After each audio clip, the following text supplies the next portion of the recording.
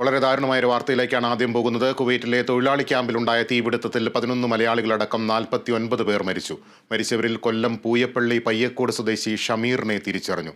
വിവരങ്ങൾ നമിത നൽകും. നമിത, ദാരുണമായ സംഭവം. ഇന്ത്യൻ എംബസി ഇക്കാര്യത്തിൽ എന്ത് വിശദീകരണമാണ് നൽകുന്നത്?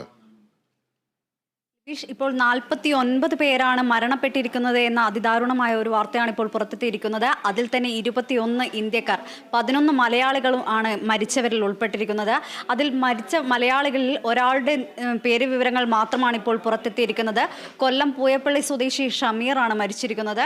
ഇയാളുടെ പേര് വിവരങ്ങൾ മാത്രമേ പുറത്തെത്തിയിട്ടുള്ളൂ. അല്പസമയത്തിനുള്ളിൽ തന്നെ മറ്റുള്ളവരുടെ വിവരങ്ങൾ കൂടി ലഭ്യമാകുമെന്ന് കരുതാം. ഇന്ന് പുലർച്ചെ 4 മണിയോടെയായിരുന്നു അപകടമുണ്ടായത്. ഈ അപകടത്തിന്റെ വ്യാപ്തി വർദ്ധിപ്പിക്കാൻ കാരണമായത് താഴത്തെ നിലയിലായിരുന്നു ആദ്യ തീപിടുത്തമുണ്ടായിരുന്നത്. അതിനുശേഷം മുകൾ നിലകളിലേക്ക് തീ പടരുകയായിരുന്നു. അതിനോടൊപ്പം 20ഓളം സിലിണ്ടറുകൾ പൊട്ടിത്തെറിച്ചു. ഇതാണ് ഈ അപകടത്തിന്റെ വ്യാപ്തി വർദ്ധിപ്പിക്കാൻ കാരണമായത് എന്നാണ് മനസ്സിലാക്കാൻ സാധിക്കുന്നത്. അല്പസമയം മുൻപാണ് ഇവിടുത്തെ രക്ഷാപ്രവർത്തനം പൂർത്തിയായത്. ഈ രക്ഷാപ്രവർത്തനം പൂർത്തിയായതിനു ശേഷമാണ് കൂടുതൽ വിവരങ്ങളെല്ലാം പുറത്തെത്തിയിരിക്കുന്നത്.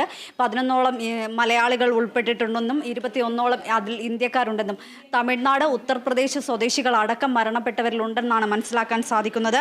ഇന്ത്യക്കാരല്ലാതെ മറ്റു രാജ്യങ്ങളിലുള്ളവരും ഈ ഒരു അപകടത്തിൽപ്പെട്ടിട്ടുണ്ട്. അവരുടെ വിവരങ്ങളും അല്പസമയം കൊണ്ട് തന്നെ പുറത്തെത്തുമെന്ന് പ്രതീക്ഷിക്കാം. ഇന്ത്യൻ എംബസി എല്ലാവിധ സഹായങ്ങളും വാഗ്ദാനം ചെയ്തിട്ടുണ്ട്. ചികിത്സയിൽ കഴിയുന്നവർക്ക് എല്ലാവിധ പൂർണ്ണമായ സഹായങ്ങളുമാണ് ഇന്ത്യൻ എംബസി വാഗ്ദാനം ചെയ്തിരിക്കുന്നത്.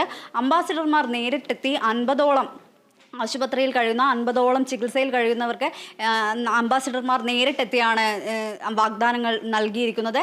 അതുപോലെ തന്നെ ഇന്ത്യൻ വിദേശകാര്യമന്ത്രി എസ് ജയശങ്കർ സമൂഹ മാധ്യമങ്ങൾ വഴി അനുശോചനം രേഖപ്പെടുത്തുകയും ആശങ്കകൾ പങ്കുവെക്കുകയും ചെയ്തിട്ടുണ്ടായിരുന്നു.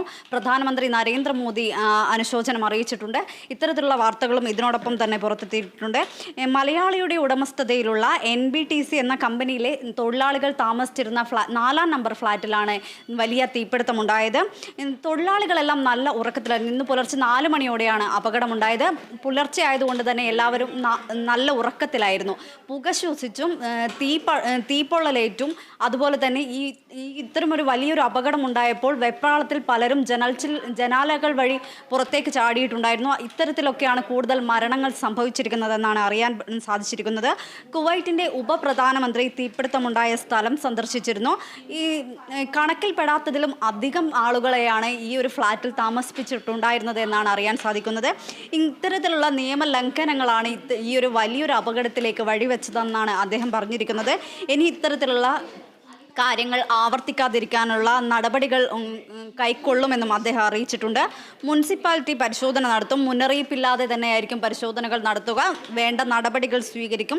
തിങ്ങി താമസിക്കുന്നതിനുള്ള നിയമലംഘനങ്ങൾ അനുവദിക്കില്ല എന്നൊക്കെ അദ്ദേഹം പറഞ്ഞിട്ടുണ്ട്. ഇനിയും മരണസംഖ്യ 49 എന്ന് പറയുന്ന മരണസംഖ്യ ഇപ്പോൾ ഔദ്യോഗിക വൃത്തങ്ങൾ സ്ഥിരീകരിച്ചതാണെങ്കിലും അനൗദ്യോഗികമായി അതിൽ കൂടുതലാകാനുള്ള സാധ്യതയും കൽപ്പിക്കപ്പെടുന്നുണ്ട്. ലിബീഷ്, കുവൈറ്റിൽ നിന്ന് കേരള വിഷൻ ന്യൂസ് പ്രതിനിധി സുനീഷ് കൂടി ചേരുന്നുണ്ട്.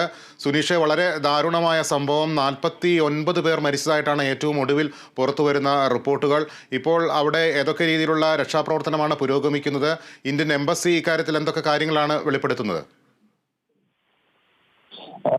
നമ്മുടെ ഇന്ത്യൻ എംബസി ദ്രുതഗതിയിലുള്ള കാര്യങ്ങൾ ചെയ്തു തുടങ്ങിയിട്ടുണ്ട്. കാരണം അവരൊരു ഹോട്ട്ലൈൻ സംവിധാനം ഇപ്പോൾ ഏർപ്പെടുത്തിയിട്ടുണ്ട് ആൾക്കാർക്ക് ബന്ധപ്പെടാനും കാര്യങ്ങൾ അറിയാനും വേണ്ടിയിട്ട്. മാത്രമല്ല കുവൈറ്റിലെ എല്ലാ മലയാളി സംഘടനകളും ഇതിന്റെ പിന്നാലെ തന്നെയുണ്ട്. ഇപ്പം മിസ്സിംഗ് ആയിട്ടുള്ള ആൾക്കാർ, അതുപോലെ മരണപ്പെട്ട ആൾക്കാർ ആരൊക്കെയാണ് എന്തൊക്കെയാണെന്നുള്ള ഡീറ്റെയിൽസ് എടുക്കുന്നത്. കാരണം ഇപ്പോൾ മരണപ്പെട്ട നമുക്ക് മിക്കവാറും അൺനോൺ എന്ന രീതിയിലാണ് കാണപ്പെടുന്നത്. കാരണം ആൾക്കാരെ തിരിച്ചറിയാൻ പറ്റിയിട്ടില്ല. പല ആൾക്കാരെയും തിരിച്ചറിയാൻ പറ്റാത്ത വിധത്തിലാണ്. കാരണം ആൾക്കാരുടെ രൂപങ്ങളിൽ ആൾക്കാർ തിരിച്ചറിയാൻ പറ്റുന്നില്ല. മുഖം പുക കയറിയിട്ട് ആൾക്കാരെ മനസ്സിലാവുന്നില്ല. കാരണം അവരുടെ കയ്യിൽ രേഖകളോ കാര്യങ്ങളോ ഒന്നുമില്ല.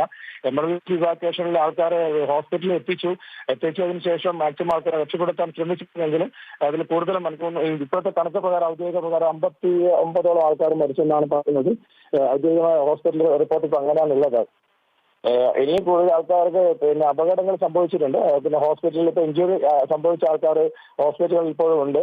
വളരെ ദാരുണമായ ദയനീയമായ ഒരു സംഭവമാണ്. നമ്മൾ ഈ മലയാളി മുഴുവൻ ഇന്ന് രാവിലെ ഞെട്ടിച്ച ഒരു സംഭവമാണിത്.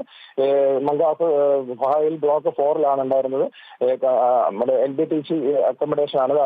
ഇത് മൊത്തം സ്റ്റാഫുകൾ താമസിക്കുന്ന ഒരു ബിൽഡിംഗ് ആണ് ഇത്.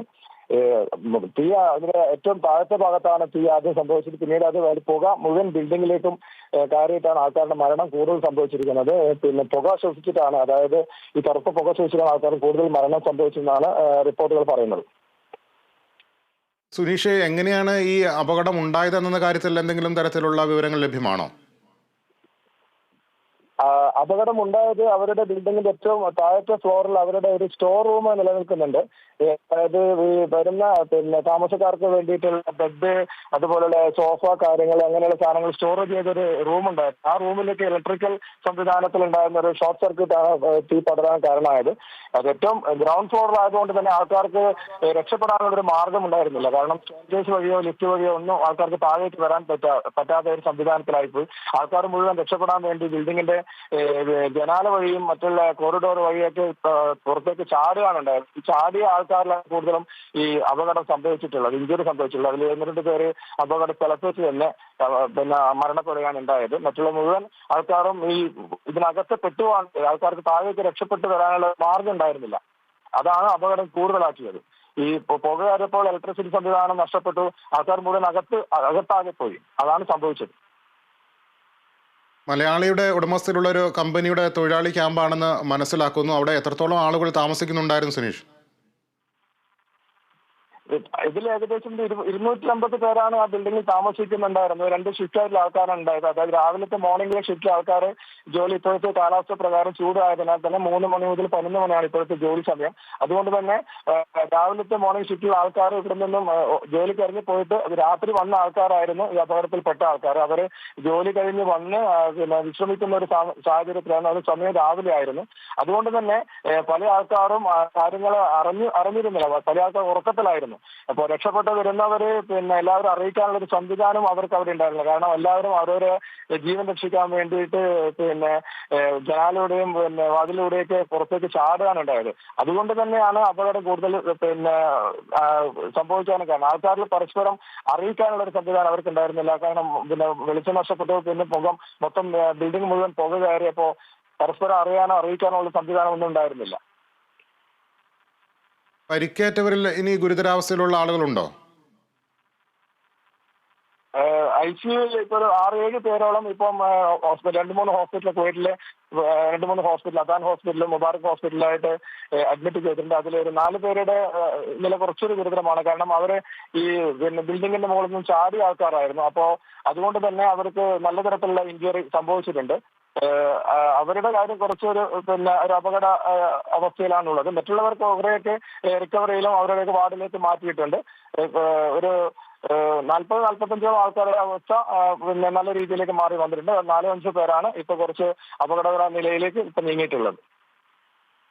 ശരി, എന്തായാലും ദാരുണമായ ഒരു സംഭവം. കുവൈറ്റിലെ തീപിടുത്തത്തിൻ്റെ വ്യാപ്തി വർദ്ധിക്കുകയാണ്. 11 മലയാളികളടക്കം 49 പേർ മരിച്ചതായിട്ടാണ് ഏറ്റവും ഒടുവിൽ ലഭ്യമാകുന്ന വിവരം.